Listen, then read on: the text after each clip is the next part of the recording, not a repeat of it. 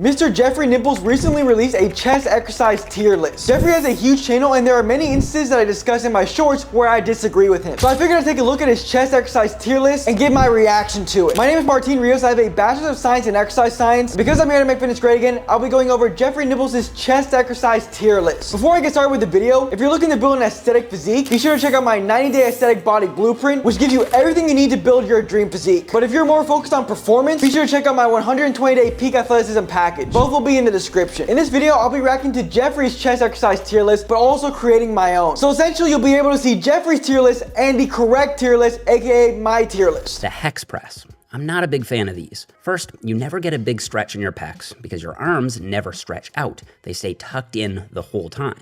And they don't offer maximum tension because your triceps will take over. There's no evidence that these target the inner pecs. The hex press is going in F tier. The plate press is basically a hex press that feels even more awkward with even less overload potential. So it's also going in F tier. So Jeffrey starts off with the hex press and the plate press. I'll be grouping these because they're essentially the same exercise. And I agree with Jeffrey here, these exercises are complete trash, as both of these exercises are just an ass version of a dumbbell bench press. This exercise sucks for your chest as you're most likely going to be hitting your triceps more, as the exercise forces you to keep your elbows tucked in. So many people overthink developing the inner chest. The reason why most people don't have good inner pecs is because their whole entire chest is just not developed enough. But usually people confuse this with, oh, I need to develop my inner chest, and then try and find inner chest exercises when they should just be doing a typical chest workout. Pullover is a tricky one. Biomechanics tells us that the pecs do help perform this movement alongside the lats and triceps. And when you look at the activation data, the pecs do activate on pullovers. The problem is, I simply don't feel my pecs when I do this movement whatsoever. Despite some theoretical merit, I think pullovers are a much better lat exercise than a pec exercise, and for that reason,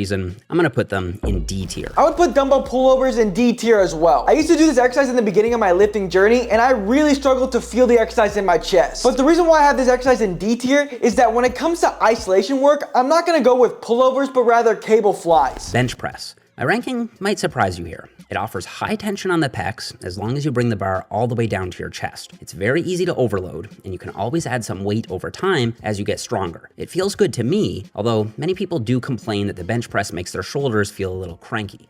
I suspect that's because they're trying to lift more weight than they should be lifting, but I still hear the issue commonly enough that I do count it as a slight negative. So if it were just me, I think I'd probably put the bench press in S tier. I credit most of my own pec development to this exercise. However, it is true that the barbell won't allow the pecs to get in quite as deep of a stretch as dumbbells do, since it'll come up solid against your rib cage, and based on my coaching experience, not everyone gets as much pec activation out of the bench press as I do. So for that reason, I'm gonna hesitantly drop it back to A tier. Jeffrey, what are you doing? Be a man and stick to your guns. No one is gonna respect you if you let other people change your mind. I do like how he said the bench press is a good exercise because nowadays all these bodybuilders are telling you that the bench press is bad for hypertrophy, which just proves that the fitness matrix is real. It's crazy how he moved the bench press down because people complain about shoulder pain, but the bench press isn't causing shoulder pain, it's just exposing your trash shoulder. It's like Ben Simmons in the playoffs. The fact that he can't shoot doesn't really expose him in the regular season, but when it comes to the playoffs, his lack of a jump shot gets exposed. And in this scenario, basic chest exercises are the regular season, and of course, the bench press is the playoffs. If you have pain bench pressing, you want to make sure that you have enough external rotation range of motion and adequate shoulder stabilizer strength. But again, the bench press is not causing this pain, it's just exposing your trash shoulder. Overall, if you bench press like a normal person and don't wear all this soy boy gear like Jeffrey, it's an easy S tier. The incline bench press has all the same upsides as the flat bench press, except it slightly emphasizes the upper pecs. Now, a lot of people think this means it isn't as good for the mid and lower pecs as the flat bench. However, a recent study found that the incline bench press caused the same lower and mid pec growth as the flat bench did, plus better upper pec growth. So it's very close to S tier, but I think I'm gonna leave it in A tier as well. I would put the incline barbell bench as an A tier. I think it's a great exercise, but I typically like to reserve the barbell for a flat bench, as I really like to load up the exercise and the barbell makes it easier for me to do that. But like I always say, variety is key, so you should do both dumbbell and barbell incline bench presses, and this is still a great exercise that you should include in your chest routine. The decline bench press doesn't have any long-term research comparing pec growth like the incline and flat bench. However, biomechanics tells us that a decline angle should target target the mid and lower pecs a bit more. However,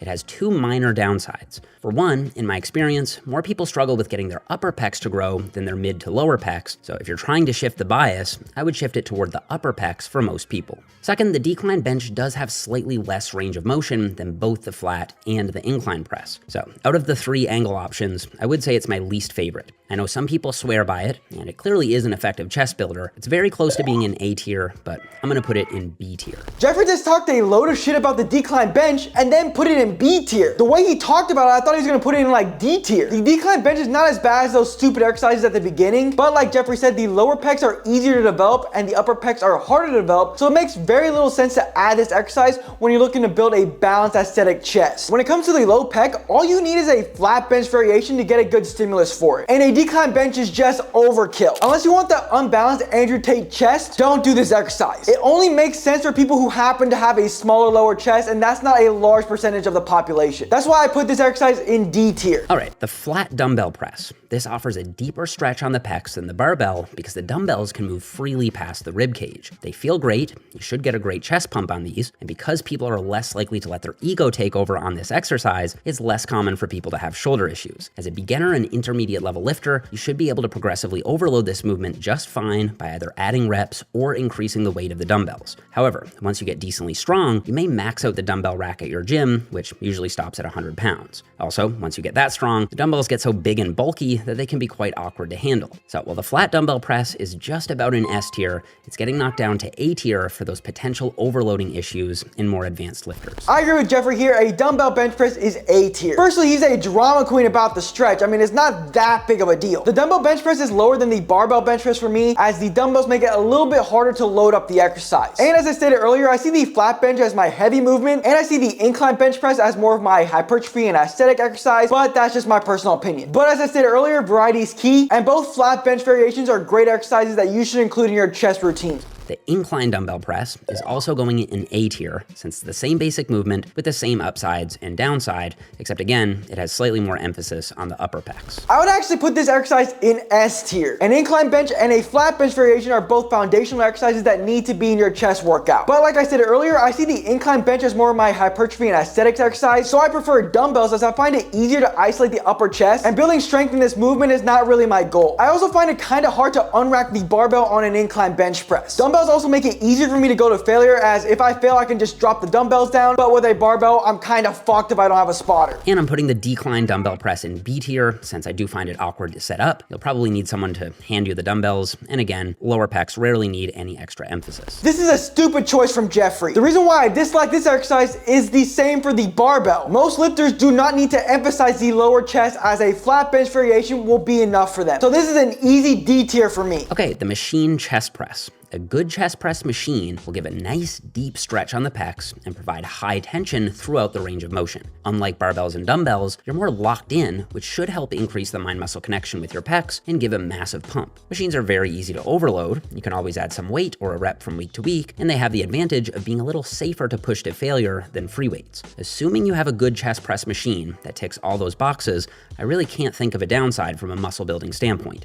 And so the machine chest press is our first exercise, getting awarded to S tier. Whoa, S tier? Are you being serious, Jeffrey? You know a dude doesn't know what they're talking about when they put a machine chest press over a barbell bench press. I would say machine chest press is easier to go to failure than a barbell bench press, but not a dumbbell bench press, because you can just throw the weights on the ground. The reason why I'm not a big fan of the machine chest press is the fixed range of motion. This takes away the stability demand of the movement, so you're not working on your shoulder stabilizers effectively. And it won't transfer to daily activities and sports skills very well, because real life isn't a fixed range of motion, buddy. And when it comes to building your chest, a study found no significant differences in muscle growth between a Smith machine bench press and a free weight bench press. And because the Smith machine has a fixed range of motion just like a machine chest press, I think it's safe to assume that a barbell bench press will build the same amount of muscle as a machine chest press. So I put this exercise in C tier. You might be surprised I didn't put this in F tier, but unlike decline bench presses and those stupid presses at the beginning, a machine chest press can help you build an aesthetic chest. I personally would never do this exercise, as I think it's kind of ass and it's just a worse version of a barbell bench press. But if you use this exercise in addition to a barbell bench press rather than a replacement for it, I won't be mad at you, and it can help you build an aesthetic chest. All right, dips. Let's see. Massive stretch on the pecs, possibly the best compound exercise I'm aware of for getting into a deep pec stretch. They offer high tension, and there's many ways to apply progressive overload. The only downside of dips is that some people find that their shoulders get cranky if they do them too much, but I will say, I don't think dips have the smoothest feel, and for that reason, I'm gonna put them in A tier instead of S tier. Again, with this weird stretch fetish, I would put dips in C tier. You might be thinking that's kind of harsh, but the reason why I put dips in C tier is that it's more of a lower chest exercise. And like I said, that's not great for aesthetics. Dips are still a great exercise as it has a fantastic core demand, which is why I use dips as my compound tricep exercise instead. But obviously I'll do tricep focused dips by staying more upright and keeping my elbows tucked in. Okay, what about push-ups? Bodyweight push-ups are nice because you can do them anywhere without any equipment. However, assuming you do have gym access, I think there are far better options for chest growth. The problem is that once you get decently strong, you'll need to do at least 30 plus reps to get close enough to failure to maximize muscle growth, which isn't ideal. You'll also come up solid against the floor before your pecs are fully stretched, and they're not that easy to overload. They are a decent beginner exercise, but I'm still putting bodyweight push-ups in C tier. I actually agree with Mr. Nipples here. I'm putting this one in C tier as well. Push-ups have a great core demand, which is a good thing despite what bodybuilders tell you, but the reason why I put it in C tier is that it's just very hard to load up. Banded push-ups do add some extra tension to the movement. However, almost all of that tension is added to the top half rather than the bottom half of the push-up. So tension still isn't being maximized while the pecs are stretched. I still think they're a decent finisher though, so I'll put them in B tier. I'm gonna put this exercise in C tier as well. This exercise will be better for developing power over a standard push-up as the band helps you accelerate out the bottom of the exercise. But even for power, I wouldn't do this exercise as I would do a chain bench press or a resistance band bench press, or even better, use a medicine ball or do plyometric push ups, as with those exercises you can accelerate out the top of the movement rather than naturally decelerating towards the top of the exercise. I'm putting this one in C tier just like the standard push-up as it's still hard to load up and it's not the best choice to develop your chest. Deficit push-ups fix the problem of not getting a deep stretch on the pecs, and even though they're still a bit tricky to overload, you can make the exercise more challenging by pausing for 2 to 3 seconds in the bottom. I think that if you're gonna do push-ups, this is how you should do them. Deficit push-ups are going in A tier. Deficit push-ups A tier, really? I've said this in many videos. Stress-mediated hypertrophy is not triggered when the muscle is stretched, but rather the sarcomere. And this point is different for different muscles. I also haven't seen any research study that compares a typical full range of motion chest exercise with a super deep range of motion chest exercise. The fact that they put this in A tier is so stupid as it still has the same problems as a standard push-up. It's just super hard to load up on. I'll put this one in C tier. I used to do a lot of plyometric push-ups in my early powerlifting days to build up explosive chest power for the bench press, but I've fallen out of love with them since.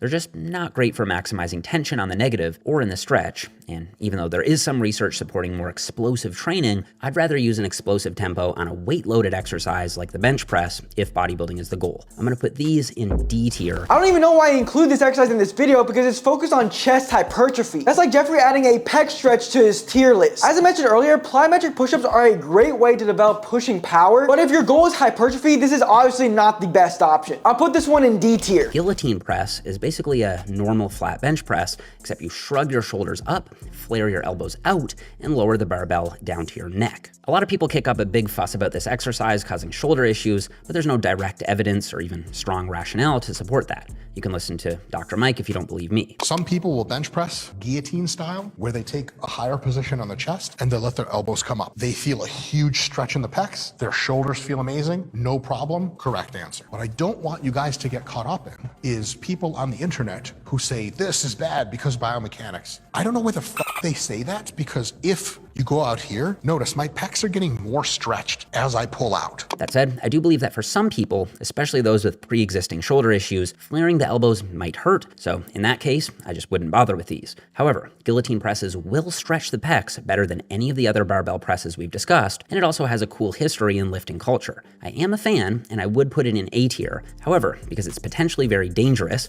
dropping the bar on your neck would be lights out, I'm gonna go ahead and put it in F tier. Why is Jeffrey acting like Dr. Mike is this gold standard? Because he's not. It's me because I'm him. I'm gonna have to put this exercise in F tier. The goal of this exercise is to put more emphasis on the chest and to lower the involvement of the shoulder and triceps. But my question is, why would you want to take the shoulders and triceps out of a compound exercise? If I wanted to take them out, I would do an isolation exercise. You also won't be able to load this exercise anywhere near the level of a standard bench press. And I hate to break it to the stupid brothers, but it's not very safe. Firstly, you're loading a ton of weight right over your neck in the least advantageous position. And secondly, Second, you put your shoulders into extreme internal rotation, which puts a lot of stress on your rotator cuff and will cause pain for many people. If you modify the exercise to do the same basic movement with dumbbells, it suddenly becomes much safer, and in that case, I am going to put these in A tier. Putting this exercise in A tier with the best chest exercises in the world is a straight up crime. I like how Jeffrey says much safer, but the only difference is that you don't have a bar over your neck. The fact that he switched his exercise from F tier to A tier just from switching a barbell for a stupid pair of dumbbells just shows how terrible this dude's critical thinking skills are. For the same reasons as the barbell guillotine press, I'm putting this exercise in F tier as well. To round out the dumbbell press variations, I guess I'll cover the one arm dumbbell press. I still see this quite a bit at the gym, but doing one arm at a time has no advantage because each pec has to work individually in a dumbbell press anyway. So doing them one arm at a time just makes it harder to keep your balance, which disperses tension away from the pecs. Maybe a bit harsh, but I'm gonna put these in F tier. Really? You gave this exercise an F tier and put a stupid guillotine press in A tier? Come on, Jeffrey. It's crazy how he says it has no added benefits when it actually does. Firstly, this exercise forces your core and shoulder stabilizers to work harder, which, contradictory to what bodybuilders tell you, is actually a good thing. And when you do unilateral exercises, it will allow for more motor unit recruitment, as your central nervous system essentially only has to focus on one side instead of two. This exercise is also a great way to work on muscular imbalances, especially if you do the weaker side first. I'm gonna put this exercise in B tier as I would still prioritize standard bench press variations for muscle growth, but this is a great exercise to add to your chest workouts occasionally to hit the chest differently and challenge the core. The Smith machine gets a lot of hate for some reason, but studies consistently show that it is effective at building muscle across a variety of different exercises. I think it's a great alternative to the standard bench press with all the same upsides, plus I find I'm more confident pushing the Smith machine press closer to failure. These are going in A tier along with the other barbell presses. This dude is spamming A tier, like calm down, buddy. Bro actually said the Smith machine bench press gets hate for no reason. It's cause it's for wimps, dude. It's like doing BJJ by itself because you're scared to get hit in the face. You are hiding from what scares you and only good things are on the other side of fear. As I stated earlier, a study found no significant differences in hypertrophy between a Smith machine bench press and a barbell bench press. So considering equal muscle gain, the fact that bench press works on your shoulder stabilizers, which will lead to a healthier shoulder joint, and a free weight bench press transferring outside the gym far better, the Smith machine bench press is essentially just a beta version of a free weight bench press. So I'm putting this exercise in C tier for essentially the same reasons as the machine chest press. And the Incline Smith machine press is the same basic movement, except with a little more upper pec emphasis, so they're also going in A tier. I'm gonna use the same logic as Jeffrey. It's essentially the same as the flat bench variation. So this one will go in C tier as well. So far we've been discussing only compound chest exercises. Presses, dips, and push-up variations that'll smash the pecs, but also target the front delts and triceps. Sometimes you want to isolate the pecs, and for that, we've got a bunch of pec fly variations. So now we're going on to isolation work. I don't add isolation work to my athlete workouts as they're more focused on training movements rather than muscles. But for my athletic bodybuilding programs, I like to include a flat bench variation, an incline variation, and an isolation exercise. Let's start with cable crossovers. These do provide a big stretch on the pecs with nice, smooth, and even tension throughout the range of motion. The only downside to these is that by doing them standing, you may find that the cable pulls your body back, especially as you get stronger, which can make it less stable. You can correct for this by bending forward and flying downward. So while it's close to being perfect, it's not the most stable fly variation. And for that reason, I'm putting it in A tier. Dude needs to stop spamming A tier. It's crazy how you use standing as a bad thing when I'm actually gonna use it as a good thing. As you get a nice little core demand, which is always a good thing. As since this is an exercise where you're not looking to load up like crazy, I don't see the cable throwing you off balance as a realistic issue. I'll put this one in B tier as the compound chest exercises need to be your bread and butter. The seated pec fly has all the same upsides as the cable crossover, but by sitting down, you get rid of the balancing component and increase the stability of the exercise, which will make sure that all the tension coming from the cables is being applied directly to the pecs. This is my favorite chest isolation movement at the moment, and so I'm gonna make it my second addition to S tier. S tier, really? Again, unlike Jeffrey, I see sitting down as a negative of the exercise. But I'm more strict on compound exercises when it comes to functionality, as isolation work is not really that functional, as muscles don't act in isolation very often in real life. If you're someone who finds the cable pulling you as an issue, I can see you including this exercise in your routine, which is why I'm putting this exercise in C tier. The Pec Deck machine shares many of the same benefits as you're also seated, so it's nice and stable, and you'll be able to get a big stretch on your pecs with high tension. I just don't find it feels quite as good as the cables do. The machine locks you into a very specific movement path, whereas the cables allow your shoulder to move a bit more freely. This means you may not be able to find that perfect line of pull for your pecs specifically. This is a pretty subjective one, but I'm gonna put the Pec Deck machine in A tier. Dude keeps spamming A tier because, like I said earlier, he doesn't have enough balls to make a decision. This exercise is similar to the seated cable fly, but your range of motion is fixed, which I don't like. So I essentially find this exercise as a slightly worse version of the seated cable fly, so I'll put this exercise in D tier. All right, the Dumbbell Fly. I like to do these all as lengthened partials, so I just cut out the top half of the movement altogether where there's no tension anyway. But I still don't think they're quite as smooth as cable flies, and so they're losing 1 point in the feels good department.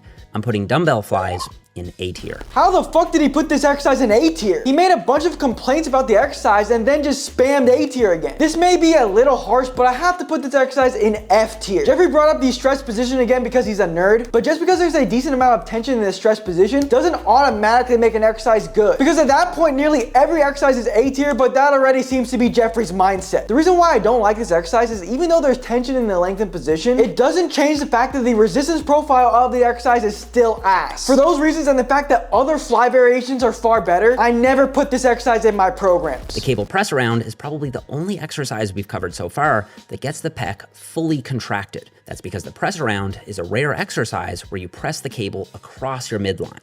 So I do like to include it periodically for this reason, because even though the stretch literature is convincing to me, I still think including some short length biased work isn't a bad idea until we get more evidence. I love the press around, and it's going in A tier. Jeffrey, stop spamming A tier. Jeez. I actually don't think this is a terrible exercise. I would just refrain from bracing against something. Usually when you do some sort of fly variation, the other arm is blocking you from getting a full contraction of the chest, which obviously this exercise solves. And has a little bit more of a quarter man because it's a unilateral exercise, which is great to see. But this exercise is hard to load up as once you get strong, the cable is just gonna pull you over towards the side. So I'll put this exercise in C tier. The crossbody standing dumbbell fly is another exercise where you extend your arm across your body to get the upper pecs fully contracted. But unlike the cable press around, the dumbbell offers literally zero tension when the pec is stretched. This is also basically a front raise, meaning the front delts will steal a lot of the tension from the pecs, even if you squeeze them at the top. And so these are going in F tier. I actually agree with Jeffrey here. The line of resistance of the exercise is not even close to matching the movement of the exercise. So I would have to put this exercise in F tier as well. But if you use cables instead and do a low to high cable fly, I would have to give it as a B tier because it's a great way to isolate the upper chest. The floor press is mainly used for developing maximum bench press strength, and it's an exercise that I include in a lot of my strength and power building programs as I think it's great for smashing the triceps and improving lockout strength. That said, the limited range of motion makes it a less than ideal candidate for chest hypertrophy as you never get the pecs fully stretched. So even though I do love it for strength, it's just okay for pec growth, and I'm gonna leave it in C tier. Hey, he finally put an exercise in a category other than A or F. Finally, Jeffrey grew some balls. I actually agree with Jeffrey here as well. This is a great exercise for strength, but when it comes to hypertrophy, just using a bench will be far better. So I'll have to put this exercise in C tier. If I had to crown just one exercise as the best of the best, I'd probably go with a machine chest press. This is a broad category, and some machines are certainly better than others, but if you can find one that feels good at your gym, I definitely think it's worth including. It ticks all the regular boxes, and you can safely push it to failure. The fact that Jeffrey put the machine chest press as the best out of the best just shows this dude's an idiot. As I explained earlier, this exercise is just a shit version of free weight bench press variations. So if you compare Jeffrey Nippard' tier list to the correct tier list, aka my tier list, there's a decent amount he got correct, but also a decent amount he got incorrect. Be sure to leave your tier list down below so I and others can see them and have a friendly conversation. I haven't created a leg tier list video yet, but we'll test and create a terrible leg workout that I took a look at.